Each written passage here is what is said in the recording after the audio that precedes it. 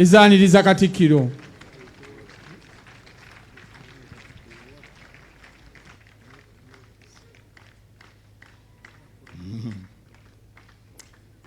Sebo Omulangira Wasajja Ssaabasajja gwatusindikidde n'alinnya Lubuga Agnes Nabaloga n'alinnya Dina Kigga,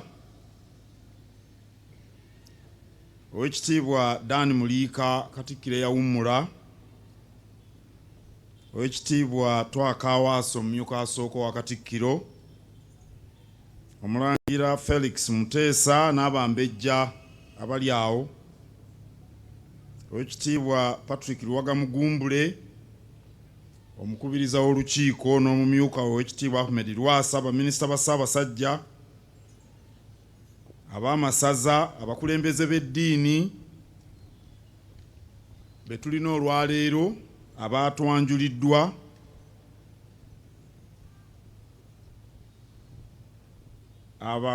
abaami ba Ssaabasajja Kabaka ku mitendera egy'enjawulo, bassentebe b'ebitongole ne bassenkulu, kwaya, abaweereza bassebo ne bannyabo. Ku lwammwe mwenna abakuŋŋaanye wano, nyaniriza Omulangira David Kintu Wasajja, Ssaabasajja Kabaka gw'atisse obubaka bwe. Pastor Sserwadda yabagambye engalo bwe ziba neeyazike mugende mufune ez'obwannannyini.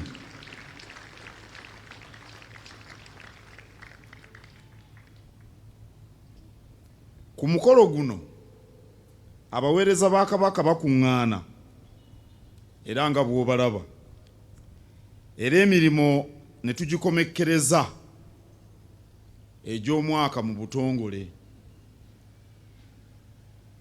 Neebaza obubaka bwonna bwe tuwulidde okuva mu kkanisa z'abalokole. Neebazaako ensusso omutume Sserwadda, ebigambo bye mubiwulidde bibadde birungi nnyo ddala. Ssebo twesiimye nnyo, tusiimidde ddala.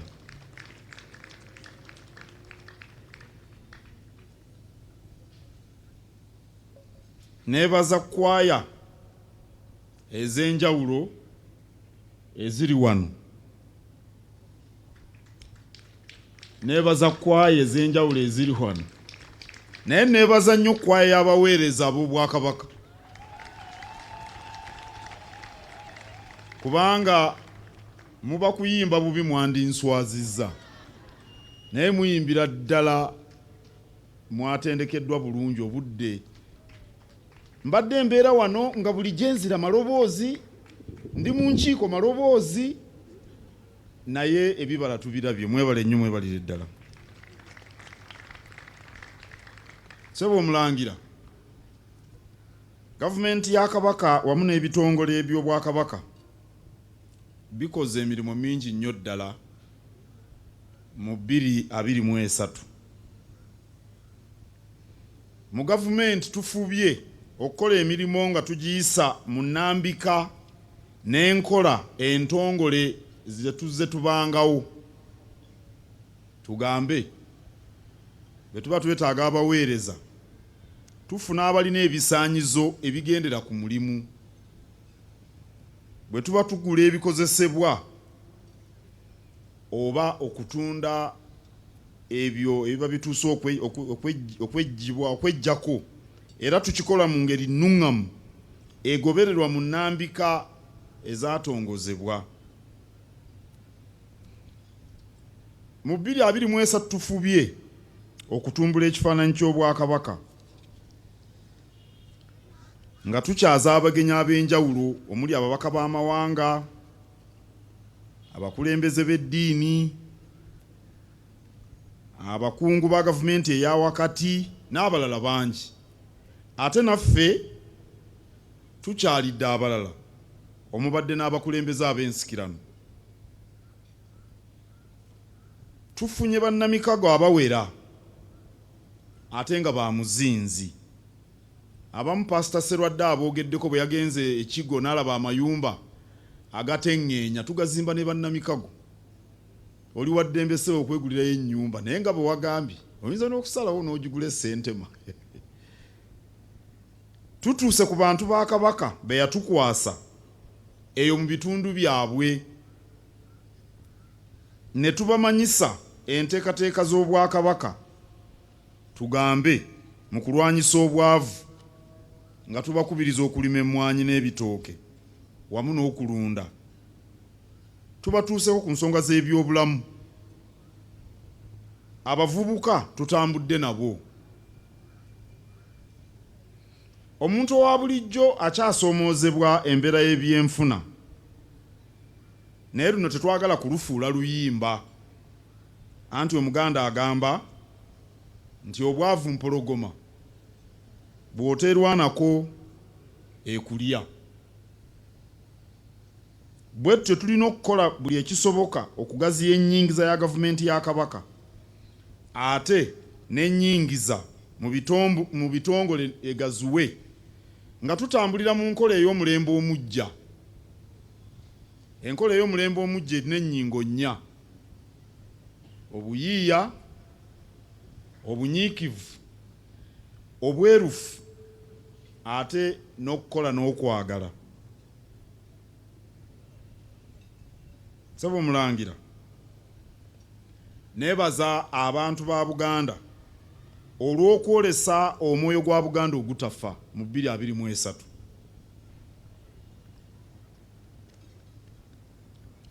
Ekyo akikubidde mu ngalo abadde Mwami Mabirizi yekka naye nga nsonga nkulu.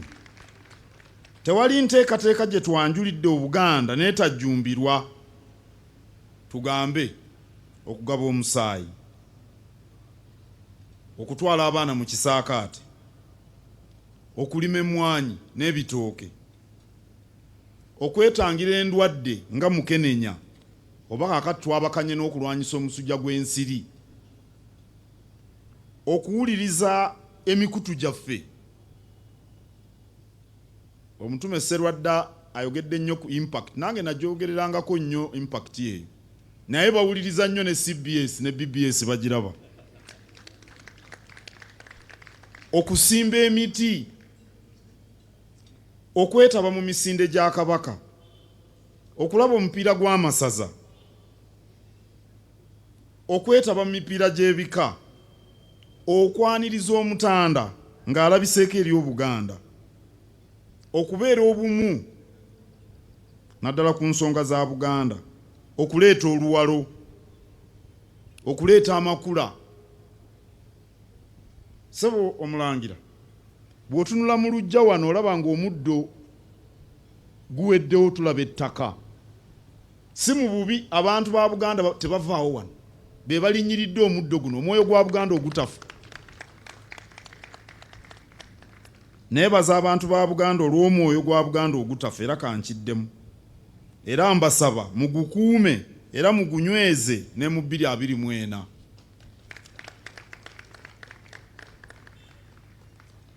Twanjuliddwa abakozi abasukkulumye ku bannaabwe mu bitongole eby'enjawulo nga bwe mbawulidde. Omuwanguzi aweebwa ejjinja Ssaabasajja Kabaka lyataddeko omukono, kyabyafaayo. Aweebwa n'ensimbi ezenkana omusaala gwe, oyo aba asinze. Azeeko n'aweebwa ekitundu ky'omusaala, ow'okusatu n'aweebwa ekitundu ekimu kyakuna eky'omusaala. Kubanga bwe bakwebaza gw'osinze olye ku nnyama, kubanga wakola nnyo.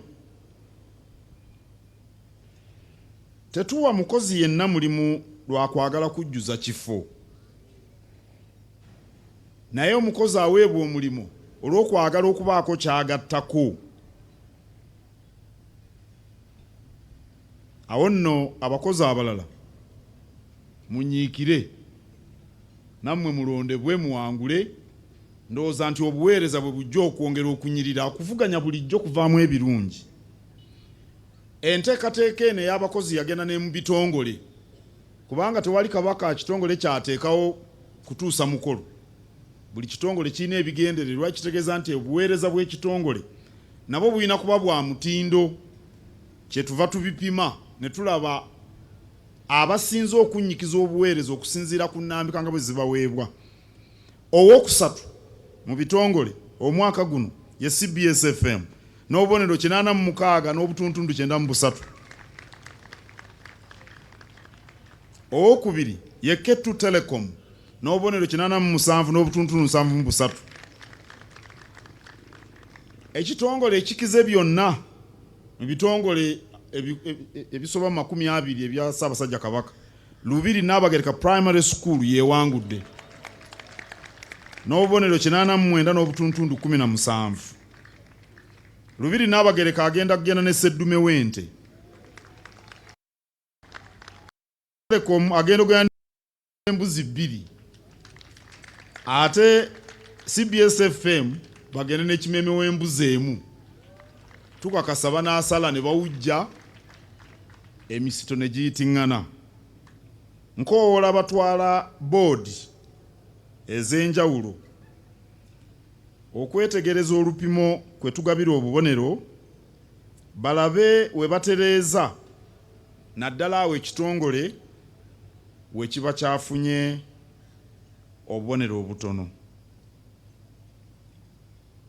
Kammalirize nga neebaza bassenkulu b'ebitongole byonna olw'enteekateeka eno.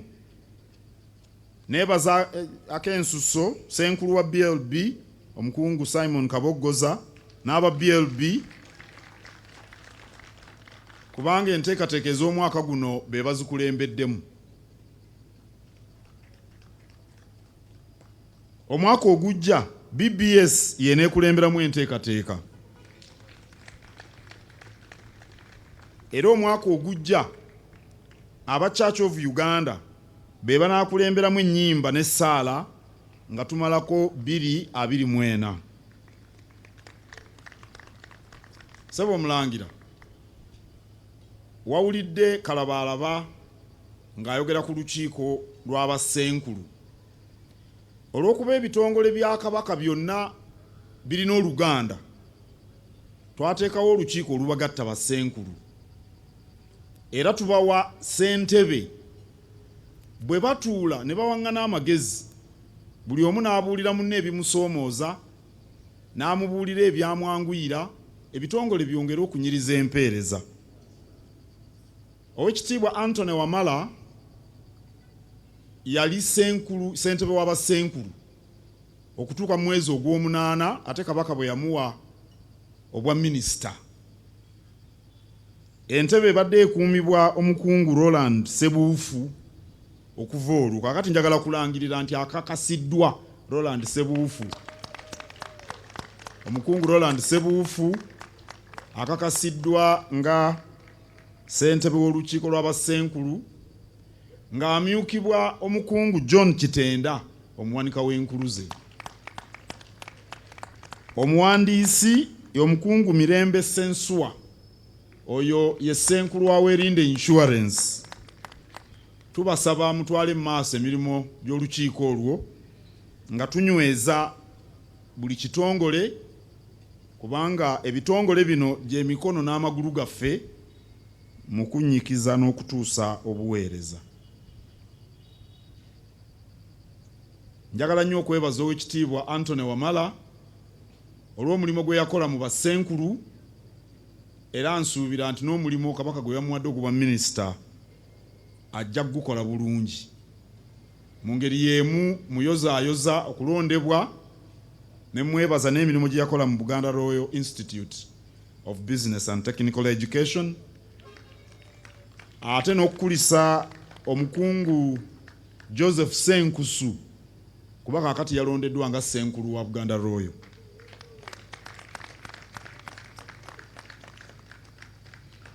Olwaleero tugaddewo emirimu mu gavumenti ya Kabaka ne mu bitongole. Kyokka buli kitongole kya ddembe okubaako emirimu gye kikola mu nnaku zino ez'eggandaalo nga bwe kiba kirabye. Tujja kudda nga ennaku z'omwezi bbiri lwe tukomawo January 2024 tutandikire we tukomye, kubanga kabaka yagamba tewali kubongoota. Omwoyo gwa Buganda ogutafa tugukuume. Katonda ne Buganda, Katonda omu n'emmeeme emu. Ssaabasajja Kabaka wangaala.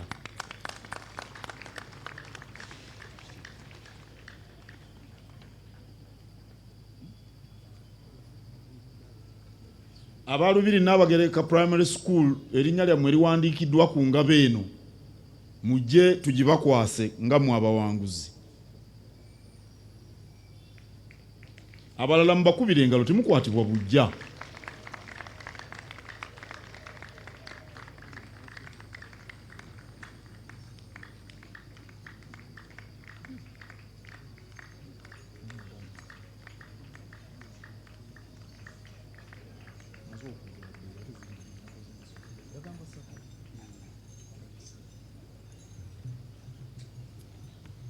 Ono yakulira Lubiri Nnabagereka Primary School, Christopher Kalyesuubula, musajja wa ndiga. Mukulike bannaffe.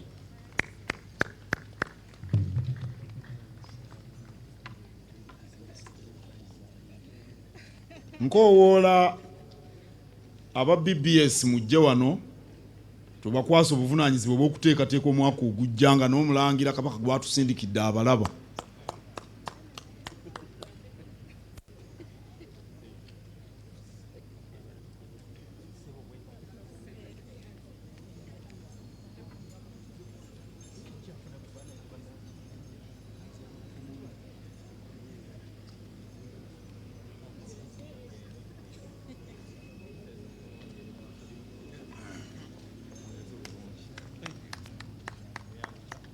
Aba BBS be bano abagenda okuteekateeka. Enteekateeka eno ebadde nnungi, kati mwe mulina ate okusingawo. Tukomawo nga 3, ndowooza nagambye 3-2. Tukomawo nga 3 okukola, nga 3 okukola. Bano baagala kifaananyi nga tebalina na kukola. Ate bwe munaamala okukola olwo tunaakola tutya? Muddeyo mutuule.